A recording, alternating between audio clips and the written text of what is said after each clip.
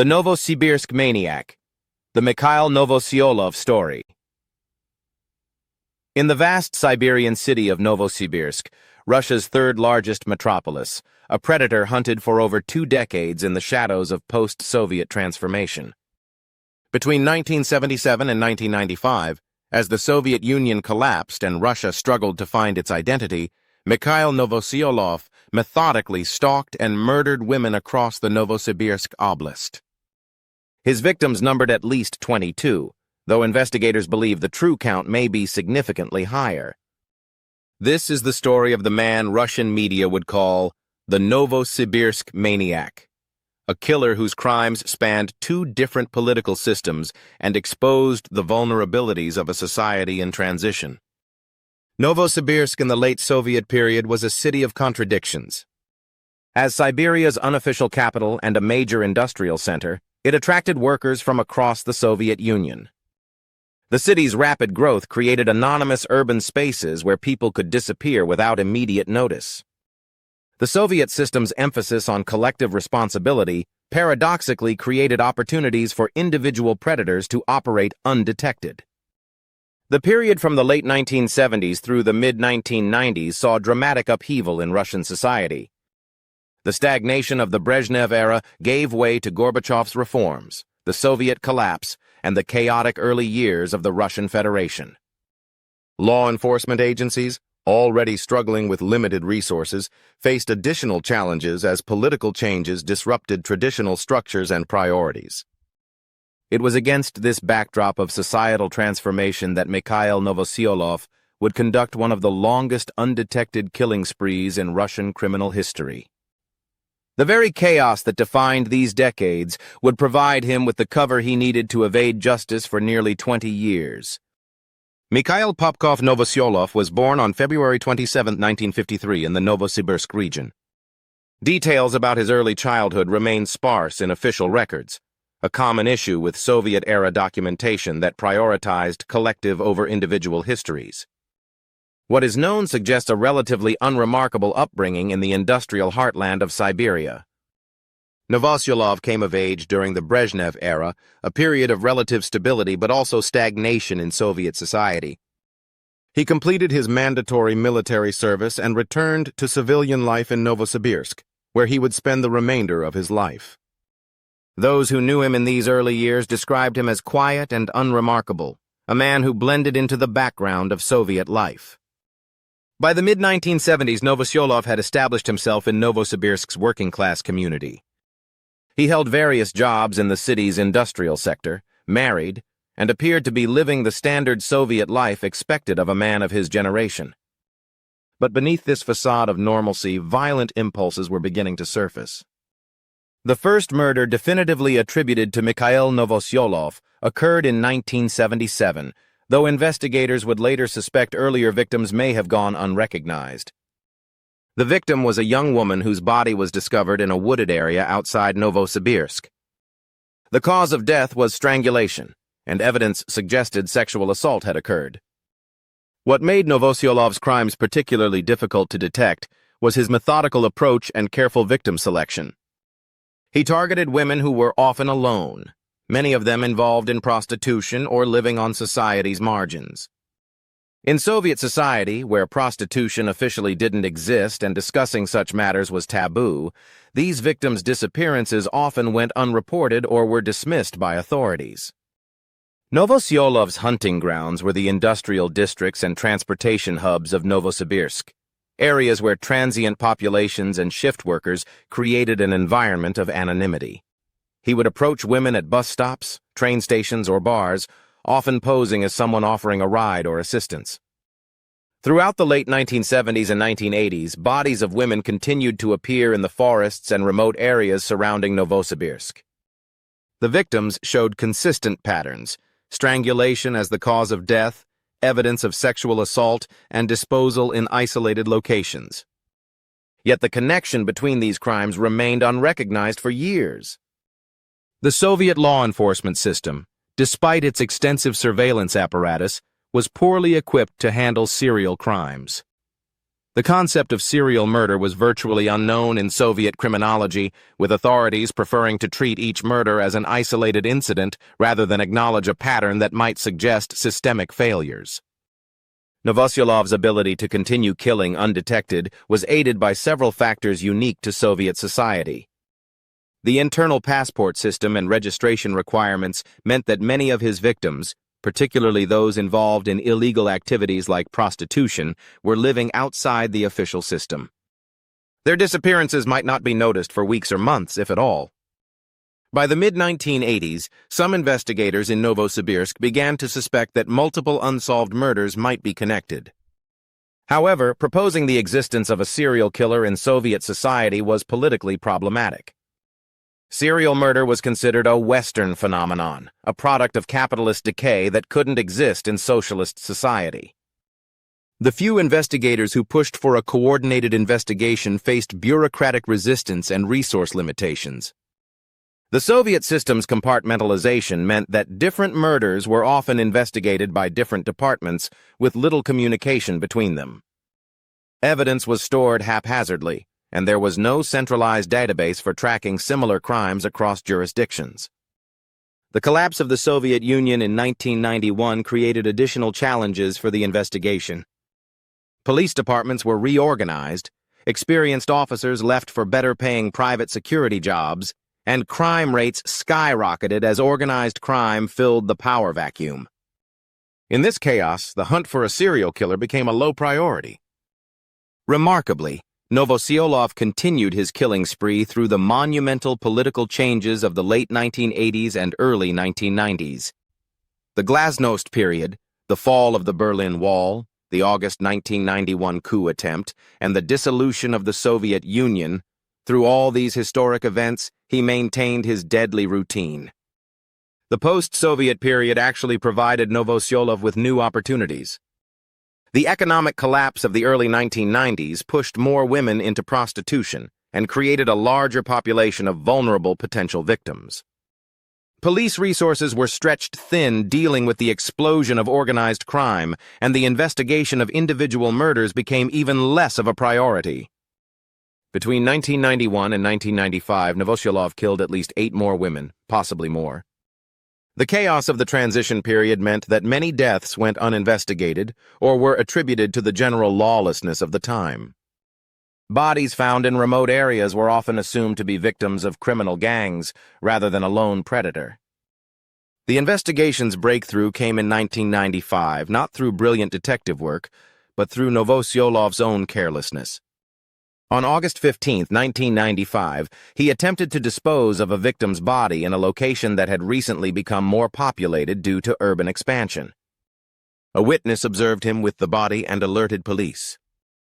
When police arrived, they found Novosyolov still at the scene, apparently in shock at being discovered. The victim was identified as a 21-year-old woman who had been reported missing 3 days earlier. Physical evidence at the scene, including tire tracks and personal items, provided the first solid leads investigators had obtained in years. Under interrogation, Novosyolov initially denied involvement in any crimes beyond the current victim. However, investigators noticed similarities between this murder and numerous unsolved cases dating back nearly 2 decades. Advanced forensic techniques, unavailable during the Soviet era, began to reveal connections between crimes previously thought unrelated. The search of Novosyolov's residence revealed a trove of evidence that investigators had never imagined. He had kept detailed records of his crimes, including dates, locations, and victim descriptions. These records, written in a coded system Novosyolov had developed, would take investigators months to fully decipher. Faced with overwhelming evidence, Novosyolov eventually confessed to 22 murders committed between 1977 and 1995. However, investigators believed the actual number of victims was likely higher, as his records included references to additional crimes for which bodies had never been found. Novosyolov's confession revealed the full extent of his methodical approach to murder. He described how he selected victims based on their vulnerability and isolation, how he surveyed disposal sites in advance, and how he adapted his methods over the years to avoid detection. His matter-of-fact recounting of the murders shocked even experienced investigators. The trial began in 1996 in the Novosibirsk Regional Court. The proceedings were closed to the public, a common practice in Russian courts for cases involving sexual crimes. The prosecution presented evidence linking Novosyolov to 22 murders through physical evidence, witness testimony, and his own detailed confessions. The defense attempted to argue diminished responsibility due to mental illness, presenting psychiatric evaluations suggesting Novosyolov suffered from personality disorders. However, multiple psychiatric examinations concluded that while Novosyolov exhibited antisocial personality traits, he was legally sane and aware of the criminal nature of his actions. On December 20, 1996, Mikhail Novosyolov was found guilty of 22 counts of murder and sentenced to death. However, Russia's complicated relationship with capital punishment would affect his fate. In 1996, Russia imposed a moratorium on executions as part of its efforts to join the Council of Europe, though the death penalty remained legally valid. In 1999, Russia's constitutional court ruled that death sentences could not be imposed until jury trials were available throughout the country. As a result, Novosyolov's death sentence was commuted to life imprisonment. He was transferred to a special regime colony for life prisoners where he remains to this day. The conditions in Russian life sentence colonies are notoriously harsh. Prisoners spend 23 hours a day in their cells, have minimal contact with the outside world, and face a regime designed to be punitive rather than rehabilitative. For Novosyolov, this meant spending his remaining years in almost complete isolation. The 22 confirmed victims of Mikhail Novosyolov ranged in age from 16 to 35. Many were never fully identified, known only by the circumstances of their deaths and the locations where their bodies were found.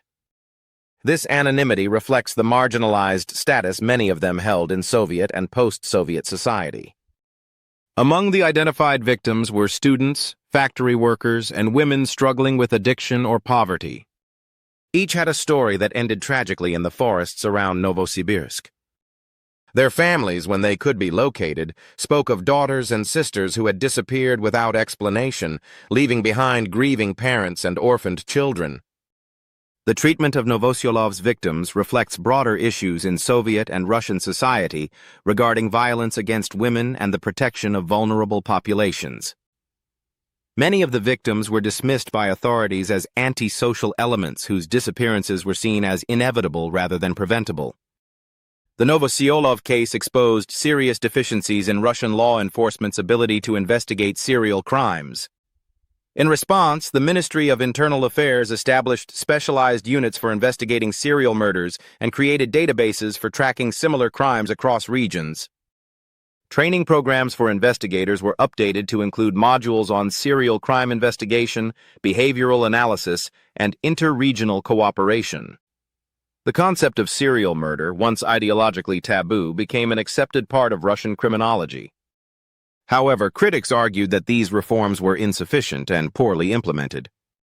Resource constraints, corruption, and bureaucratic inertia continued to hamper investigations. The Novosyolov case became a symbol of both the need for reform and the challenges of implementing change in Russia's law enforcement system. Psychological studies of Novosyolov conducted after his arrest revealed a complex personality marked by narcissism, lack of empathy, and obsessive-compulsive traits. Psychiatrists noted his ability to compartmentalize his crimes, maintaining a seemingly normal life while regularly committing murder. Novosyolov's choice of victims, primarily women from marginalized backgrounds, reflected both practical considerations and psychological motivations. He understood that these victims would receive less police attention and public concern, but he also exhibited a deep-seated misogyny and desire for control that drove his selection process. The length of Novosyolov's killing career, nearly 2 decades, makes him unusual even among serial killers. His ability to avoid detection for so long was attributed to his methodical nature, understanding of police procedures, and the societal conditions that allowed him to operate with relative impunity. The Mikhail Novosyolov case remains relevant to contemporary discussions about violence against women in Russia. Despite legal reforms and increased awareness, Russia continues to struggle with high rates of domestic violence and violence against women, with many cases going unreported or uninvestigated. In 2017, Russia decriminalized certain forms of domestic violence, a move that critics argued would further endanger vulnerable women. Advocates for victims' rights often cite the Novosyolov case as an example of what can happen when society fails to protect its most vulnerable members. The case also highlights ongoing challenges in Russian law enforcement. Despite technological advances and organizational reforms, serial crimes remain difficult to investigate in Russia's vast territory. Rural and remote areas, like those where Novosyolov disposed of his victims, continue to provide opportunities for criminals to operate undetected.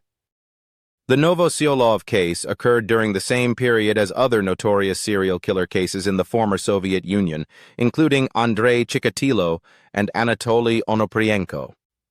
Together, these cases challenged the Soviet myth that serial murder was exclusively a Western phenomenon and forced a reconsideration of crime in socialist and post-socialist societies.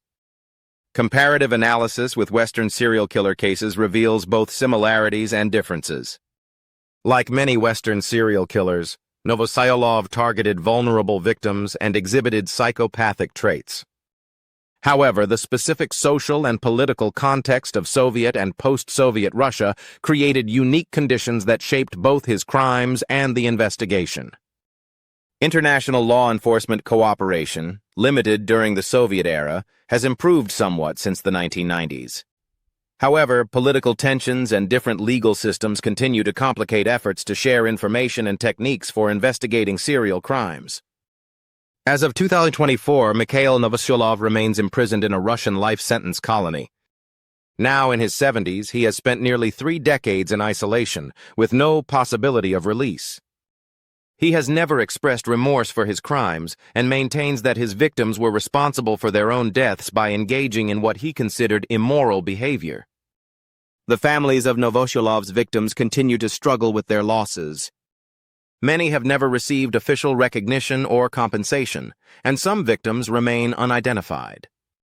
Support services for victims' families, limited in Russia, have left many to cope with their grief alone. The investigation files from the Novosyolov case are now used in training Russian law enforcement officers. The case serves as a cautionary tale about the importance of interagency cooperation, the need to take all victims seriously, regardless of their social status, and the dangers of allowing ideological assumptions to interfere with criminal investigations. The story of Mikhail Novosyolov is more than a tale of individual evil. It's a reflection of societal failures that allowed a predator to operate undetected for nearly 2 decades.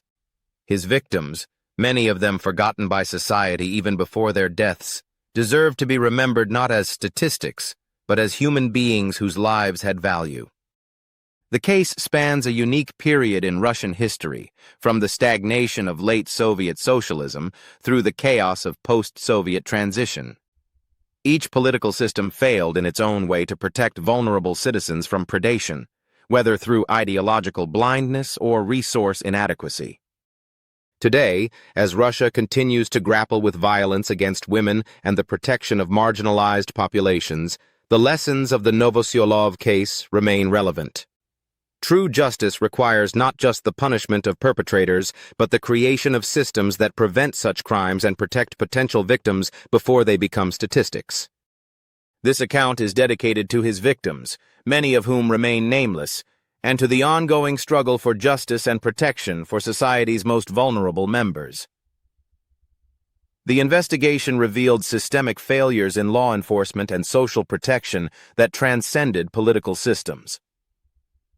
As we remember this dark chapter in Russian criminal history, we must also commit to learning from these failures and working to create a society where all lives are valued and protected, regardless of social status or circumstances.